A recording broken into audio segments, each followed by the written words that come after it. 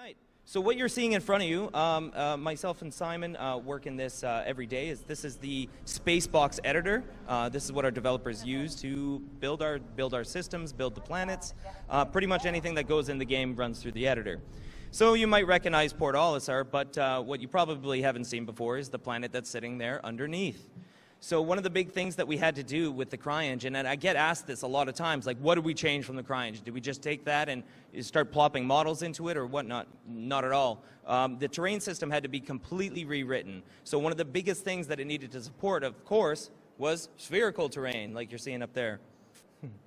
All right, so the next thing is that there's no restriction to view distance. You saw this in the whole pull-through in the initial demo, but you'll see this here as Simon zooms around within the editor. And again, this is all happening real time. We thought it best to show how we actually build this stuff for you guys so that you guys can have a little bit of faith that we're going to be able to fill all this content up for you. So one of the things we like to do is just kind of show the scale, because the scale is really hard to wrap your mind around. Even as a designer, it can be very jarring when you go from just a centimeter level of precision all the way out to thousands and thousands of kilometers. So he plopped a character in there just to give you an idea of what you're actually looking at, because it can be easy to get sort of a God complex when you're looking at this kind of stuff. All right, so I think we're going to go find a little area here and do a little bit of work, because one of the biggest and most powerful pieces of the tools, and it's probably what we work on the hardest, is that it's artist guided, but it's procedurally generated. So the artist can still have this really fine-tuned control over the areas that they want, but we can do it on such a massive scale, and they can even go in afterwards and sort of tweak up the objects. So you'll see he's actually just creating more landscape. We actually use an ecosystem technology to do this. So I'm going to let Simon paint a little bit of terrain here. And this is pretty awesome. This is what we get to do every day. So it's really exciting to be able to work on this kind of technology. And it's even better to be able to stand in front of you guys, in front of this kind of technology, because there's 360 other developers that are working on this stuff. So got to say that it's a massive, massive team effort.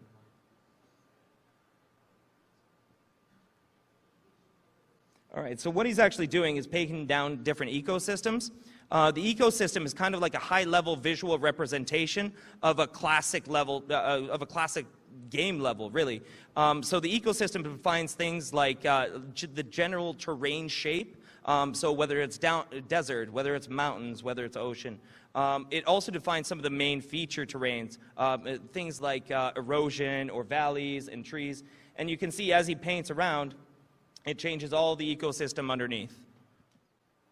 So while Simon looks for a little spot here, just to let you know, the planets are made out of all these ecosystem tiles or chunks, and it's made out of thousands of these chunks. And we can modify them again on a really, really macro scale, so on a planetary scale, or on a very, very micro sort of scale. So the first thing he likes to drop down is always a little bit of a lake or a river. So of course we've got the water support that we wanted to, but we had to actually rewrite the whole ocean and water volume system in the CryEngine to be able to support, again, this spherical level terrain. And as you can see, the results are actually really, really good.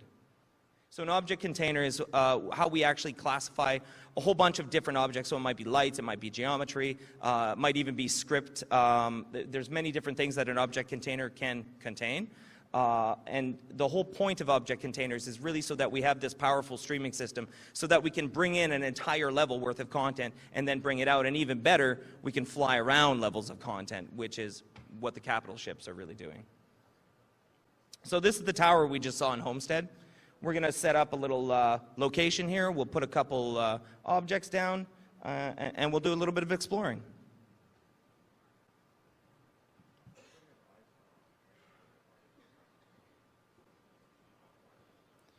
So you see how quickly the designer actually controls the procedural distribution of the trees, grass, groups of objects. And this isn't restricted to vegetation, right? You can do this with rocks. You can do this with grass. You can do this with buildings, maybe, question mark? We'll get to that at some point, I'm sure. So one of the things I did promise my German counterparts is that we'd keep the tools off the screen because they really want to reveal this stuff. They've done a ton of work on these tools. So a lot of what you see, we get to showcase, the final results of this stuff, but there is so much work that actually goes into being able to bring you that, and a lot of those guys don't get enough credit. So really excited to be able to stand in front of this stuff for them. So he's dressing up the scene a little bit. He's trying to make it a little bit nicer looking. We've got a special little prop here that Simon seems to like to drop in. You might recognize it. So we're creating a little home for this crab. I think he lives under the tower. Yeah. Maybe he's got a family.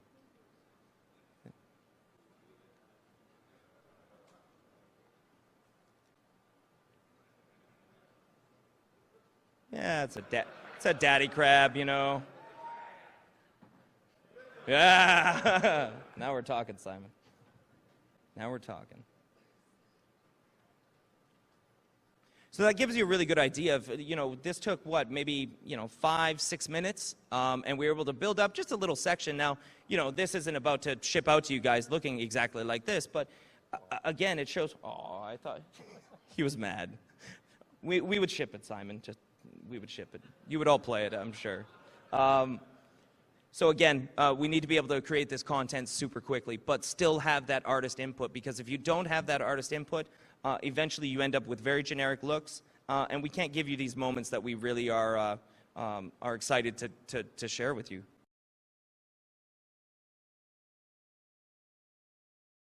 Those little sprites in the sky, they're not really sprites. Those are other planets. So let's see if we can explore one of those. One of the other cool things, anyways, just about our editor in general, you saw that while he's developing, he can actually just jump in and start actually playing the game directly from it. It's a super powerful tool. You won't iterate too much on stuff. If you have to shut down, take 5 minutes to reload some other executable, then you come back to your editor. Being able to just minutely change thing after thing after thing and jump in and try it again and jump in and try it again and jump in and try it again gives you really polished content. So there's one reason I'm standing here talking about it and Simon's flying. He's a very, very good pilot, and I think we're about to showcase this, no pressure.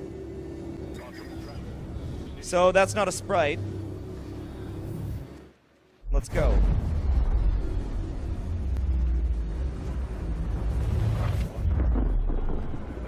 All right, so a little bit of a different looking planet here.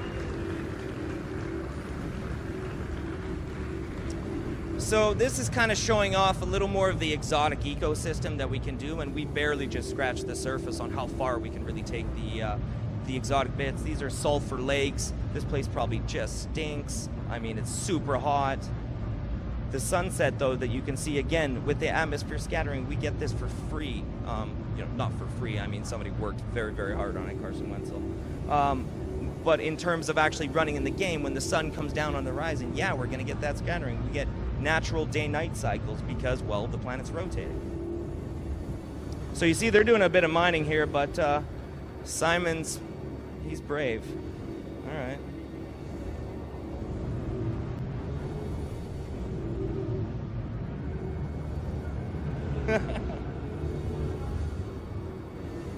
Oh, you almost blacked out. We're all done.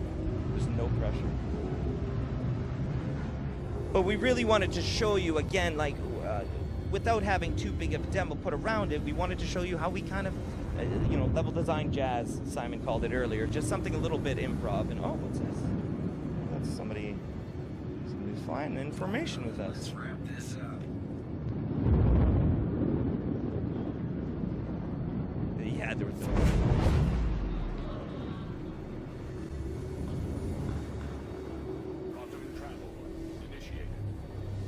So we're gonna go chase him down, see where he went.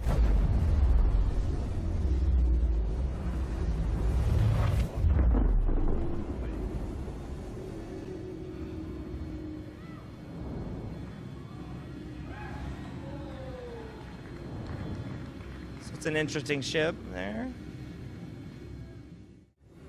All right, So we've given away way too much already. They want me to get off, I know it. I'm so sorry. All right, thanks a lot, guys. I hope you liked seeing how we actually build all this stuff for you.